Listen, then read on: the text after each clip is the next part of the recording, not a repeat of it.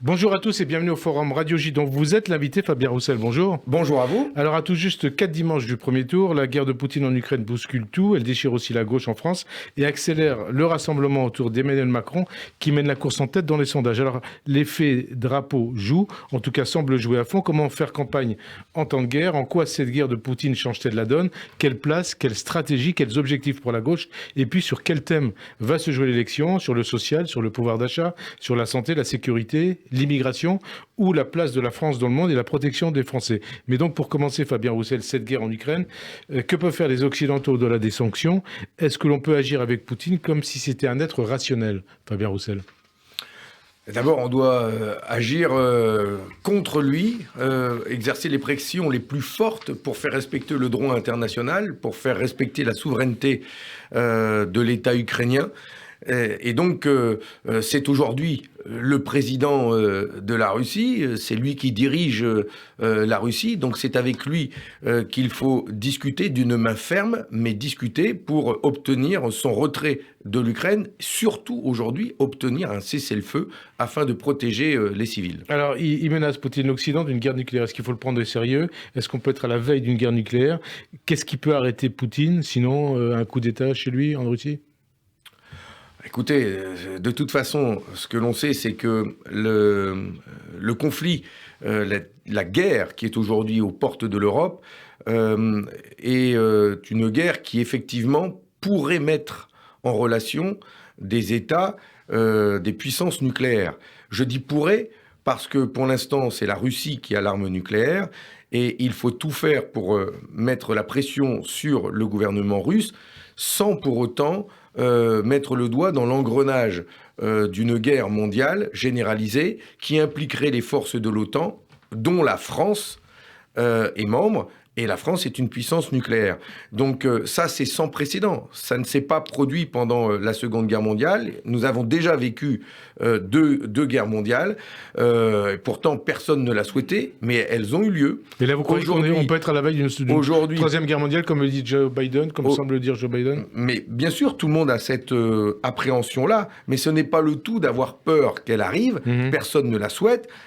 Comme personne ne l'a souhaité en 14, comme personne ne l'a souhaité en 39, mais toutes les conditions, le cocktail était là pour que ça arrive. Donc aujourd'hui, il faut faire pression pour faire respecter le droit international. Il faut user de la diplomatie et de toute la force de la diplomatie, tout en évitant l'embrasement du conflit et aussi en faisant en sorte de protéger les populations. Je pense bien sûr aux Ukrainiens, mais je pense aussi à toutes les populations d'Europe qui pourraient aussi voir la guerre se situer rapidement dans leur porte-monnaie comme on le voit aujourd'hui. Une question sur Poutine. Est-ce que ce n'est pas seulement un changement de régime qui peut l'arrêter? Et pour ça, il faut faire confiance aussi aux pacifistes russes et à toutes ces voix qui s'expriment là-bas, pas que là-bas d'ailleurs, en Europe et en France. J'alerte d'ailleurs sur un climat peut-être anti-russe qui se développe.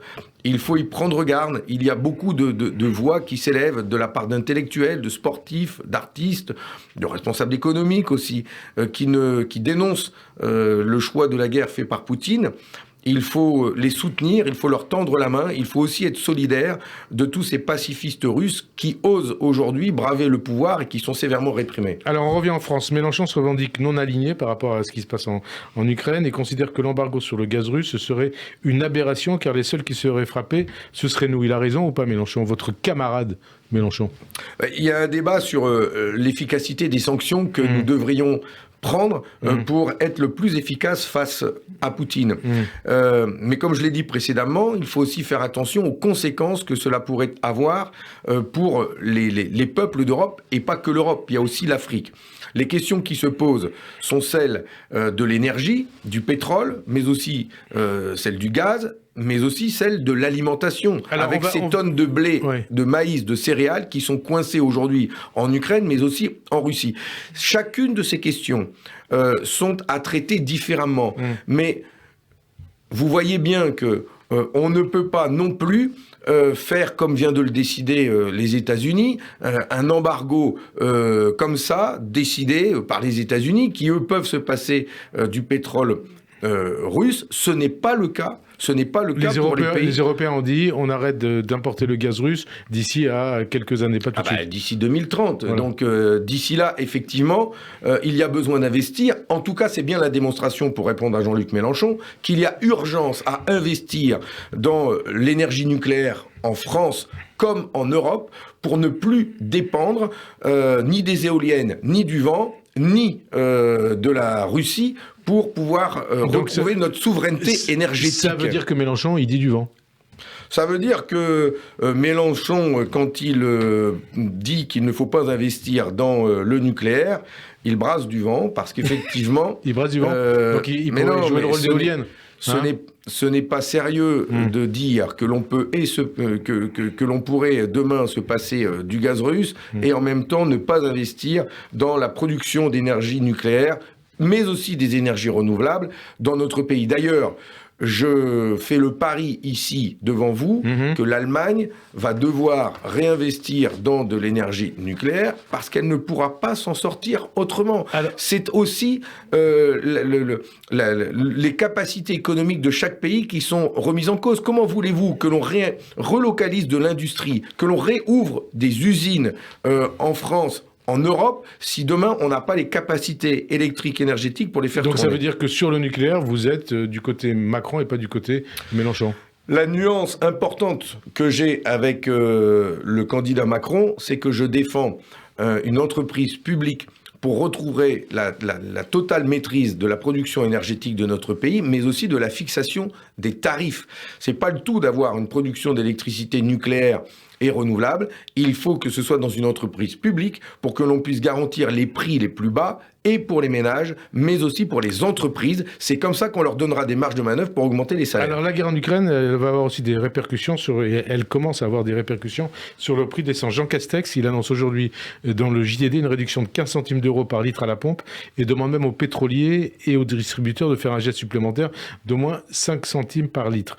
Est-ce que cette mesure qui va conduire les automobilistes à faire une économie de 9 euros sur un plein de 60 litres vous satisfait, ou vous dites, c'est comme certains le disent aujourd'hui, notamment Valérie Pécresse ce matin, c'est une décision électoraliste? Mais d'abord, c'est la démonstration que ces décisions-là auraient pu être prises bien plus tôt. C'est-à-dire c'est facile de tout mettre sur le dos de la guerre en disant que aujourd'hui, si les prix augmentent, c'est à cause de la guerre. Les prix étaient déjà élevés avant. Avec la guerre en Ukraine, les prix continuent d'augmenter. Il y a d'abord une responsabilité énorme de la part des spéculateurs, de la part de ceux qui sont les spéculateurs? Les pétroliers, les distributeurs. Les pétroliers, les actionnaires, les fonds d'investissement qui font le pari de la guerre, le pari de la hausse du prix du pétrole et qui spéculent dessus. La bourse monte au son du canon. C'est honteux. Les profiteurs de guerre doivent être non seulement condamnés, mais mis de côté. Ils doivent être...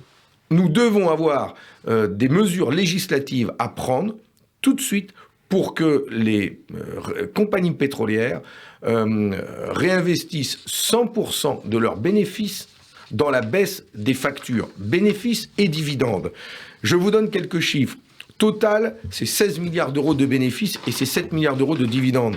Mais il y a aussi Exxon, 23 milliards d'euros, Shell, 20 milliards d'euros, la BP, 8 milliards d'euros, Chevron, 16 milliards d'euros. Quand j'additionne toutes ces compagnies pétrolières, c'est plus de 80 milliards d'euros de bénéfices réalisés en 2021, vous imaginez... Donc qu'est-ce qu'il faut faire avec ça? Mais vous imaginez que si ces bénéfices servaient à faire baisser les prix du litre d'essence pour l'ensemble des automobilistes et pour les agriculteurs, pour les marins-pêcheurs, cela ferait tellement de bien à l'économie. Il faut récupérer tous ces milliards de bénéfices. Il y a zéro bénéfice, zéro dividende à faire sur le dos de cette guerre, sur la hausse des prix du baril. Il faut aujourd'hui agir tout de suite pour baisser les tarifs et demander à ces compagnies pétrolières de le faire. Mais aussi, attendez, n'allez pas trop vite, mais aussi, je vous laisse parler. Il faut demander aux pays de l'OPEP, et pas seulement à eux, les autres pays producteurs de pétrole, d'augmenter la production du pétrole. Et on voit que là aussi, il y a des enjeux diplomatiques lourds. Il y a un dialogue de sourds entre les États-Unis, l'Arabie Saoudite. Il y a les sanctions contre l'Iran, dont on n'utilise pas le pétrole que ce pays pourrait mettre sur le marché. Il faut pouvoir jouer de tous ces leviers pour avoir plus de pétrole disponible et faire baisser tout de suite les cours de pétrole. Alors, vous n'avez pas répondu précisément sur les 15 centimes annoncés par Jean Castex. Les 15 centimes qu'il débloque sont insuffisants. Cela va ramener le prix du litre d'essence à peine en dessous de 2 €. Il faut donc aller plus loin, et l'État en baissant les taxes et les compagnies pétrolières pour bloquer le prix du litre d'essence à 1,70 € grand maximum, et donc avec une taxe flottante qui fait en sorte que le prix de l'essence au moins ne baissera pas jusque-là. Mais il faut aussi augmenter l'indemnité kilométrique des travailleurs qui utilisent leur voiture. Et il faut augmenter les salaires et les retraites, parce que cette question du pouvoir d'achat, elle doit aussi se régler en faisant en sorte que le travail paye. Si mon calcul est bon, pour arriver à 1,70 ou 1,80 €, c'est 30 centimes au moins de baisse d'essence. Donc ça veut dire à peu près 6-7 milliards qui seraient donnés par les compagnies, récoltés auprès des compagnies pétrolières. Oui, bien sûr. Mais rien que Total va verser 7 milliards d'euros de dividendes. Rien que Total.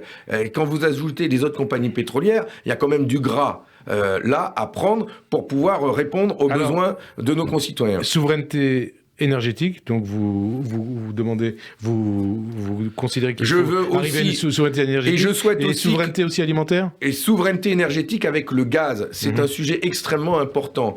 La France passe des contrats à long terme avec le gaz russe sur 20 ans. Le contrat court jusqu'en 2030. Les prix sont fixes normalement, sauf que depuis les traités de Maastricht et de Lisbonne, l'Union européenne a introduit de la concurrence, a introduit de la spéculation, ce qui fait qu'aujourd'hui, alors que Engie achète du gaz à prix fixe, il y a des spéculateurs et des règles de concurrence qui font que le prix du gaz évolue en fonction de celui du pétrole. Il faut mettre fin à cette énormité qui fait que le prix du gaz augmente à ce niveau. Nos éleveurs français, et c'est pour ça que la question alimentaire elle est aussi importante, nos éleveurs français voient les prix des engrais et de l'alimentation animale doubler, tripler. C'est donc une urgence aujourd'hui de bloquer les prix du gaz de la même manière. Je demande à l'État et à Engie de faire en sorte de sortir tous les spéculateurs du marché du gaz et de faire en sorte que le gaz soit vendu à prix fixe, sans aucun bénéfice aux entreprises et aux foyers Ce qui a été fait, ce qui a été annoncé pour le gaz ne suffit pas. Mais c'est loin du compte. Aujourd'hui, il y a des entreprises que je rencontre et qui m'alertent, qui voient leur facture de gaz augmenter de 75%. Vous vous rendez compte? Elles sont au bord de licencier si on leur apporte pas une réponse dans les jours qui viennent. Ce sont des licenciements qui vont arriver. Donc c'est véritablement l'économie et le chômage qui risquent d'être impactés tout de suite par cette crise. Alors il y a aussi les céréales, le blé, l'Ukraine et la Russie sont des maïs. Voilà. Qu'est-ce qu'il faut faire pour ça? Mais de la même manière qu'il y a des couloirs humanitaires qui sont demandés, négociés avec Poutine, il faut négocier des couloirs alimentaires. Il faut pouvoir sortir. Ça veut dire quoi? Ça veut dire qu'il faut pouvoir sortir de l'Ukraine et même de la Russie le blé, le maïs, qui est destiné à l'exportation. Bien sûr, l'Ukraine doit pouvoir répondre aux besoins de son pays. Ils sont déjà aujourd'hui dans d'horribles difficultés. Mais ils ont besoin de cette ressource. Or, il y a la mer d'Azov est fermée, tenue par les Russes. Il faut pouvoir ouvrir ce chemin pour que le blé ukrainien puisse être vendu, mais de la même manière le blé russe. En Égypte, en Algérie, au Maroc, au Moyen-Orient, au Liban, il n'y a plus que 2 à 3 mois de stock de blé. Il est donc urgent de libérer les céréales qui sont stockées là-bas à un prix fixe pour que l'ensemble de ces pays puissent y avoir accès. Là aussi, depuis des années, on a introduit la spéculation. Le blé se joue à la bourse de Chicago et c'est Joe Biden. S'il est véritablement notre allié, c'est à lui de dire que le cours du blé est bloqué et que l'on ne spécule plus sur le blé pour que les pays d'Afrique et du Moyen-Orient aient accès à des tonnes de blé à un prix fixe et répondant aux besoins de leur population. Alors parmi les thèmes de campagne, cette campagne présidentielle, il y a le pouvoir d'achat. On va se multiplier dans ce contexte les promesses d'augmentation de salaire. Vous réclamez un SMIC à 1 500 € net, c'est bien ça? 1 900 € brut. Mais 1 500 € net à peu près. Tout à fait. Mais les cotisations, ça sert à financer la retraite et la sécu, c'est important. Jean-Luc Mélenchon, 1 400 200 €. Anne Hidalgo, elle préconise une augmentation du SMIC de 15%, soit une hausse de 200 € par mois. Et même Valérie Pécresse promet une augmentation de 10% des salaires si elle est élue, 3% dès le mois de juin.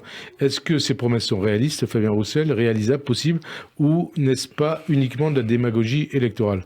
Allez dire ça à celui qui gagne le SMIC et qui n'arrive pas. C'est une question. Voilà. Mais moi, je vous réponds. Ouais. Quand on est responsable politique, on doit aussi savoir quel projet de société on défend. Le projet de société que je défends, la France des jours heureux, c'est la France du travail, la France de la bonne paye. Et un travail qui rémunère et permet de vivre dignement. Je n'en peux plus, moi, de cette société où aujourd'hui, pour avoir son augmentation de salaire, on doit aller à la CAF pour aller toucher sa prime pour l'emploi qu'a mis en place Macron. Ça coûte 10 milliards d'euros et c'est les impôts des contribuables qui se payent eux-mêmes leur propre hausse de salaire. Parce que j'allais vous demander comment on finance ça. Ouais. Je demande, moi, à ce que ce soit les entreprises qui financent la hausse des salaires et des cotisations. C'est non seulement important, urgent pour pouvoir répondre là au prix de l'inflation, mais c'est indispensable pour pouvoir vivre dignement. Comment on le finance ? D'abord, il y a ces entreprises qui réalisent beaucoup de bénéfices. On l'a vu avec les entreprises du CAC 40, 137 milliards d'euros de bénéfices en 2021. Elles ont largement de quoi d'augmenter les salaires. Et toutes les petites entreprises, les PME, y compris la vôtre ici à Radio J, ce que nous voulons faire, c'est vous permettre de pouvoir augmenter les salaires. Regardez, les techniciens, ils sont contents à Radio J. C'est content ou si se marrent. C'est de permettre... Ils disent... Mais si vous voulez, je peux en parler avec vos actionnaires. C'est de permettre d'augmenter les salaires en vous donnant des marges de manœuvre supplémentaires. D'abord, en vous faisant baisser le coût de certaines factures, le coût de l'énergie, le coût des assurances. C'est pour ça que je veux nationaliser AXA. En vous permettant d'investir aussi et de vous développer. Je propose des prêts bonifiés. C'est-à-dire que quand vous empruntez 100, vous remboursez 80 et vous avez donc une marge de manœuvre vous permettant d'investir, de former. Ça, c'est important. Et puis, quand on augmente l'ensemble des salaires et des retraites, on renoue avec l'activité, avec la consommation. Ce que je souhaite, c'est que les entreprises, et notamment nos PME, nos TPE, nos commerçants, retrouvent des gens qui vont enfin consommer. Ce sera efficace que si on relocalise l'activité. Parce que si les gens gagnent plus d'argent, mais qu'ils achètent des voitures produites en Chine, ça ne sert à rien. Donc en même temps qu'il y a ce choc de la demande, il faut faire un choc de l'offre avec une relocalisation de notre industrie en France pour faire en sorte que ce que l'on consomme soit produit en France et créer des emplois en France. Et alors d'autres candidats, Emmanuel Macron, Valérie Pécresse et d'autres, disent pour financer ça, pour financer l'augmentation des salaires, il faut augmenter la durée du travail. Emmanuel Macron propose d'allonger notamment l'âge du départ à la retraite à 65 ans. Qu'est-ce que vous en pensez ? Est-ce que ça ne serait pas dans la logique d'une augmentation de l'espérance de vie et de ce qui se fait ailleurs en Europe, notamment en Espagne, en Allemagne, 65 à 67 ans, 67 ans en Italie, 67 ans en Espagne en 2027, 66 ans et 8 mois au Portugal. Mais il faut arrêter avec l'allongement de la durée de la vie, parce que l'espérance de vie en bonne santé, c'est celle-là qu'il faut prendre en compte, et l'espérance de vie en bonne santé pour un ouvrier, c'est à peine 60 ans. Alors, il promet quoi, le candidat Macron ? Il promet aux ouvriers dont l'espérance de vie en bonne santé est de 59-60 ans, de travailler jusqu'à 65 ans. C'est horrible comme projet de société. Il dit aussi qu'il y aura aussi des... Oui, mais à chaque fois, ils nous promettent ça. À chaque fois, on nous a promis ça. On nous a promis ça aussi sous Hollande. La réalité, c'est que quand on demande aux Français, quand ils demandent aux Français de travailler jusqu'à 65 ans, ça concerne 95% des salariés, y compris les enseignants, y compris les infirmières, les aides-soignantes, y compris ceux qui travaillent dans l'automobile, dans le ferroviaire, que je connais, et qui sont toute la journée debout, qui sont derrière des machines toute la journée. On ne va pas considérer que c'est pénible, mais pourtant, ces personnes-là, à 55 ans, à 60 ans, ils sont cassés, ils ont le corps cassé par le travail. Donc le progrès social, les jours heureux, c'est de promettre de mettre en place la retraite à 60 ans et de la financer. Et c'est largement finançable. Mais alors, puisqu'Emmanuel Macron dit « si je suis élu », je proposerai de réformer la retraite et un départ à la retraite à 65 ans. Ça veut dire que s'il est élu, ça sera légitime pour lui de la faire, cette réforme. Ah mais ça serait quand même gonflé qu'ils ne tiennent pas compte que cette campagne électorale se tient dans un contexte de guerre, sans les débats nécessaires avec nos concitoyens. Le débat devra avoir lieu après ? Il faudra tenir. tenir. Aura dans la rue. Mais quel que soit le président de la République demain, il faudra en tout cas beaucoup plus décider avec le mouvement social, avec la population, avec les Français, les consulter à chaque fois que possible, parce que on ne peut pas dire que cette élection présidentielle se tienne avec le plus large débat et la confrontation d'idées entre l'ensemble des candidats. Ça veut dire qu'Emmanuel Macron a raison quand il dit débat permanent, il promet un débat permanent. Mais sauf que nous ne le croyons plus, le candidat Macron. Il avait dit ça au début de son mandat. La réalité, c'est qu'il décide tout seul et en conseil de défense. La réalité, c'est que à chaque fois, il s'est appuyé sur une majorité absolue à l'Assemblée nationale qui a levé le bras quand on lui demandait. C'est bien la raison pour laquelle les élections législatives seront déterminantes après les élections présidentielles pour qu'à l'Assemblée nationale, tous les courants de pensée soient représentés et qu'il n'y ait plus de majorité absolue donnée à qui que ce soit d'ailleurs. On va parler des législatives un peu plus tard. On en vient à votre campagne présidentielle, Fabien Roussel. Une campagne perturbée par ces soupçons d'emploi fictif, visés par une enquête qui concerne la période où vous étiez assistant parlementaire de l'ex-député du Nord, Jean-Jacques Candelier.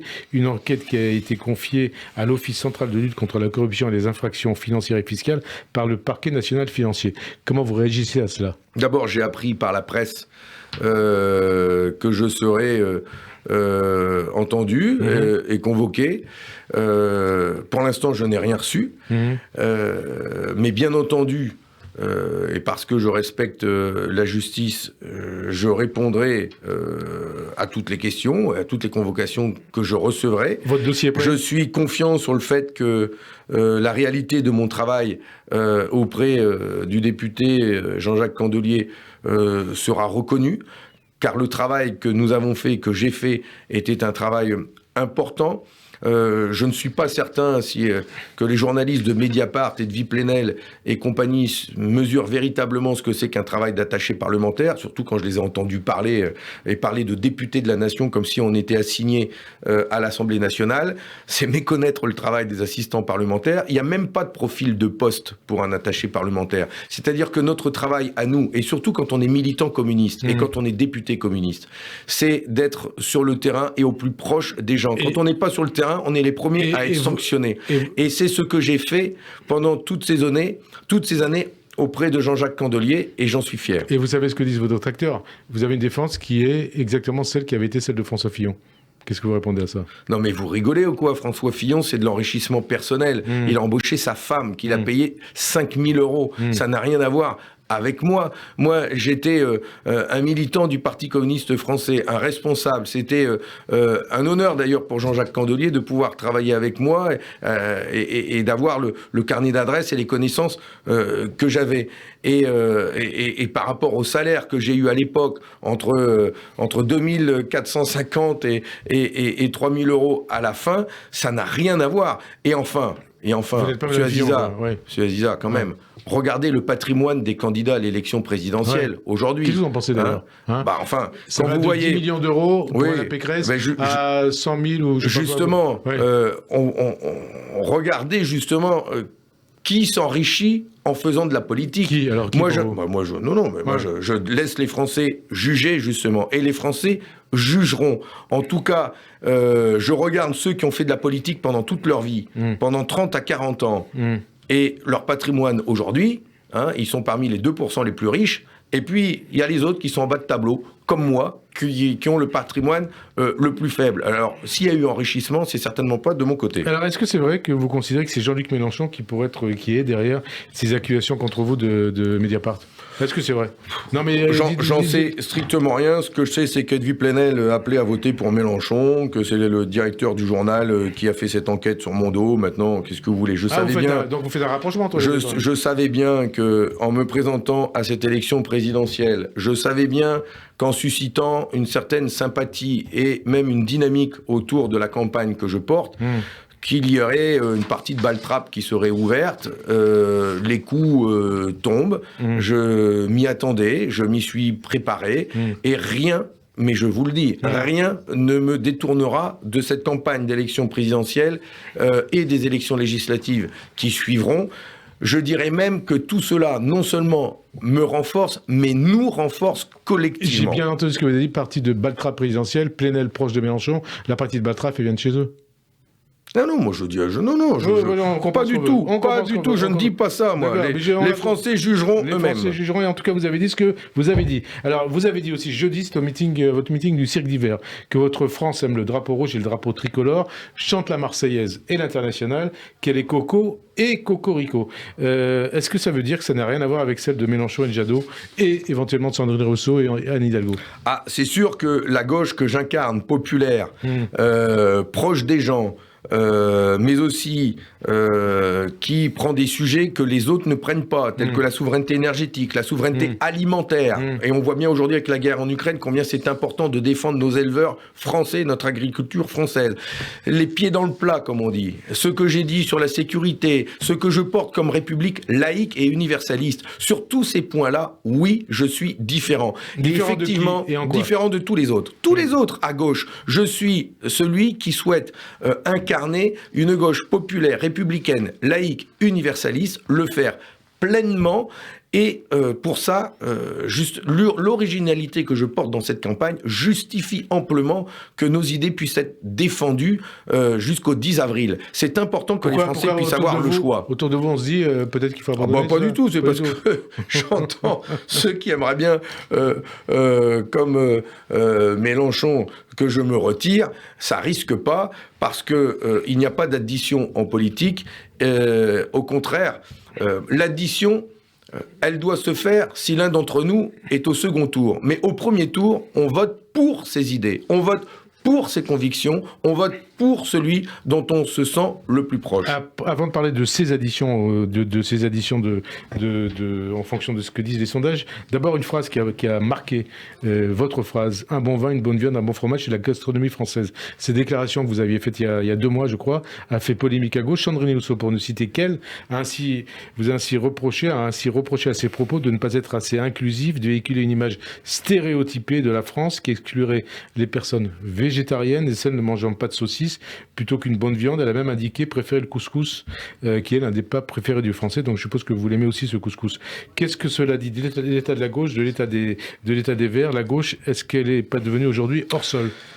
D'un côté, je vous répondrai que effectivement, j'en ai marre, nous en avons marre collectivement de cette gauche culpabilisante qui ne pense qu'à interdire à ceux qui n'ont rien de se priver encore demain, de ne plus manger de viande, de ne plus utiliser de voiture, de ne plus avoir de sapin de Noël, de ne plus aimer le Tour de France. Ça c'est les Verts, on est d'accord. Ça, franchement, ou de se passer du nucléaire.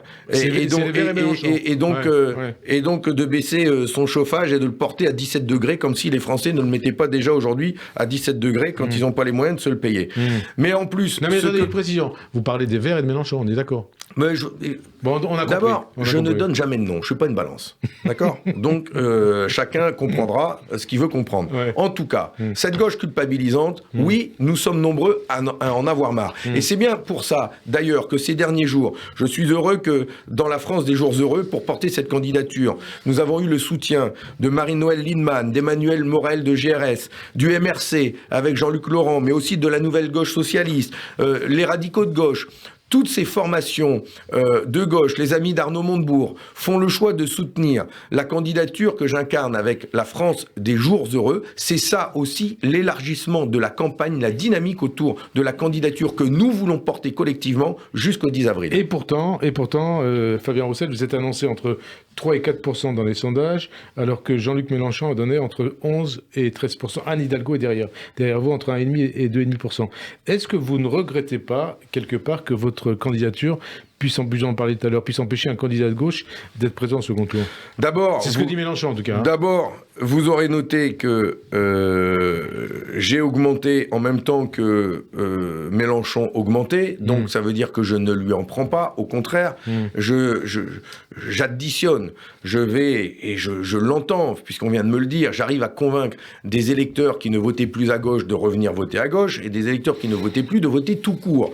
Donc, la candidature que nous portons collectivement, elle est salutaire pour la République, salutaire pour la gauche, parce que j'arrive à redonner envie à d'anciens électeurs de voter pour la gauche que j'incarne. Une nouvelle gauche qui doit aussi incarner l'avenir pour la suite. C'est ça qui compte. Et donc, je n'aurai aucun regret. Au contraire, j'ai beaucoup d'espoir pour la suite. Et la suite, c'est aussi les élections législatives. Je sais, vous l'avez dit, mais donc, on va en parler. Donc, il sera important, en donnant toute la force à ma candidature dès le premier tour, c'est donner de la force aux idées que j'incarne, la gauche que j'incarne, mais c'est aussi donner de la force à toutes ces candidatures que nous présenterons ensuite au mois de juin aux élections législatives. Ça veut dire que votre objectif est surtout de progresser en nombre de sièges aux législatives, c'est-à-dire d'avoir plus de députés que la France Insoumise, c'est ça? Mais l'idée, c'est pas de se comparer à la France Insoumise.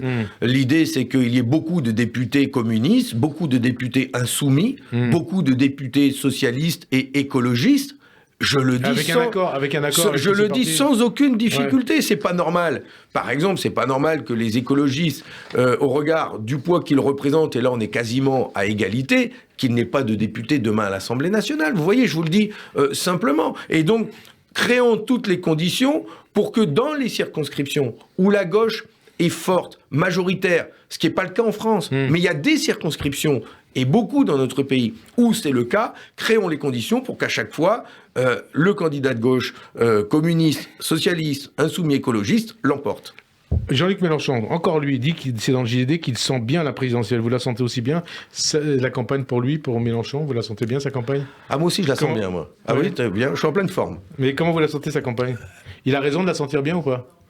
Ah bah, écoute, je vous sens sourire. Lui, il fait son analyse. Moi, ce que je sais, c'est que dans cette campagne, je prends aussi beaucoup de plaisir à rencontrer des gens qui enfin retrouvent une gauche conquérante, décomplexée, qui réaffirme ses fondamentaux en direction du monde du travail, du monde ouvrier, mais qui défend aussi les valeurs d'une république laïque et universaliste.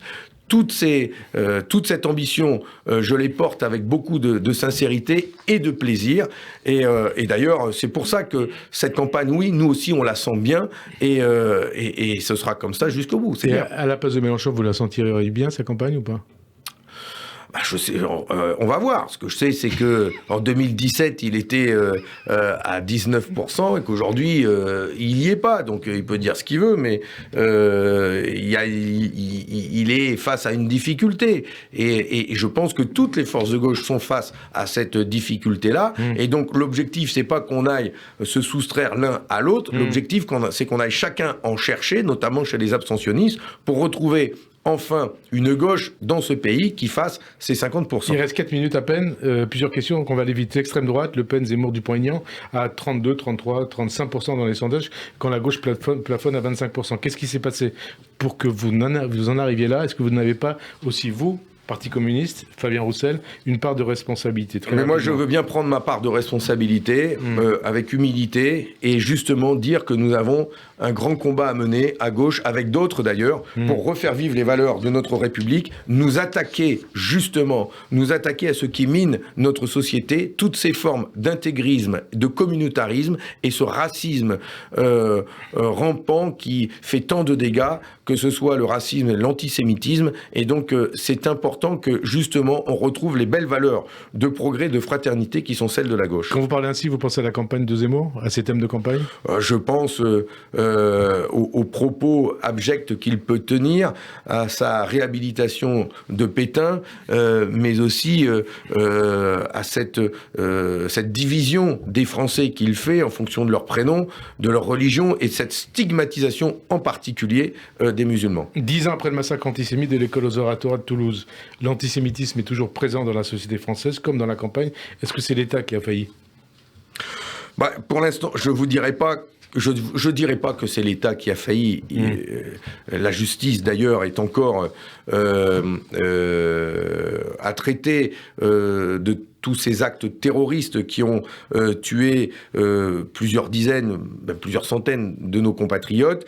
L'attentat de Toulouse et de Montauban a été particulièrement meurtrier à l'encontre de 3 soldats, à l'encontre aussi d'enfants juifs devant une école. C'est une barbarie sans nom.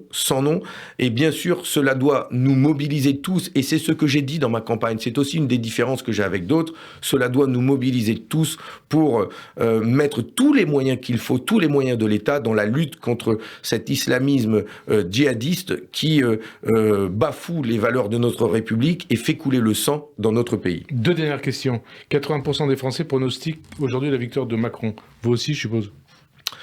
Je souhaite, moi, faire gagner les Français et les valeurs de la gauche et les jours heureux pour avoir enfin des réformes heureuses dans notre pays. Macron nous promet surtout des réformes dures, antisociales. Il faut tout faire pour l'empêcher de remettre le couvert. Entre Emmanuel Macron et Zemmour, entre Emmanuel Macron et Le Pen, vous choisissiez qui au second tour? Je choisirai toujours de faire battre l'extrême droite, comme je l'ai toujours dit, comme nous l'avons fait toujours, nous, notre parti, dans notre histoire. Jamais nous ne laisserons l'extrême droite prendre la main sur la France. Dernière question. Qu'est-ce que vous inspire la situation en Corse, où les tensions sont vives depuis la tentative d'assassinat d'Ivan Colonna, le meurtrier du préfet Erignac, par un détenu radicalisé? C'était à la prison d'Arles. Le Premier ministre a fait vraiment une grosse maladresse en accordant le statut de détenu de DPS à Colonna quand il est entre la vie et la mort. C'est avant qu'il aurait dû le faire, comme je l'avais demandé d'ailleurs. Il l'a enlevé, son statut maintenant, de DPS, ouais, il l'a enlevé. Maintenant, il faut pouvoir l'accorder à ces deux co-détenus et faire en sorte qu'ils puissent purger leur peine en Corse et surtout calmer ces tensions, retrouver le dialogue pour éviter de nouveaux drames. Merci à en vous. tout cas Fabien Roussel d'avoir répondu à notre invitation. Bonne fin d'après-midi sur Radio J et à dimanche.